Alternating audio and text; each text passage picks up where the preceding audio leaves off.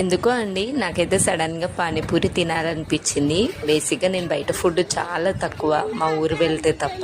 ఇక్కడైతే ఇంకా అస్సలు తినను, ఎందుకంటే నాకు నచ్చిన టేస్ట్ లాగా ఉండదు. ఈ మధ్య బాగా వర్షాలు వస్తున్నాయి కదా, వేడివేడిగా బజ్జీలు పానీపూరి అలా తింటే బాగుండు అనిపిస్తుంది ఈ వర్షానికి.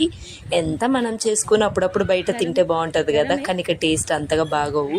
సర్లే పానీపూరి తింటాను తీసుకువెళ్ళు అని మా హస్బెండ్ని అడిగితే, ఇక్కడ దగ్గర ఉంది కదా ఒకసారి నువ్వు వెళ్ళి తినేసిరా, అసలు నువ్వు వెళ్ళగలవా అన్నాడండి. అంతే, ఏదైనా స్టార్ట్ చేసే వరకే కన్నయ్యనే అంత దూరం స్కూల్కి తీసుకొని వస్తున్నాను. ఇది ఒక లెక్కన ఇద్దరు పిల్లల్ని తీసుకొని వెళ్ళి తినేసి వస్తా చూడు అని వచ్చాను. చక్కగా తిన్నాము.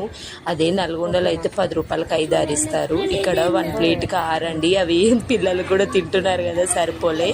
ఇంకొక హాఫ్ ప్లేట్ ఎక్కువ తీసుకున్నాను. 1.5 ప్లేట్కి ఎంత తీసుకున్నారో చూడండి, 50 రూపీస్. అందుకే నేను మొబైల్లో ఏమి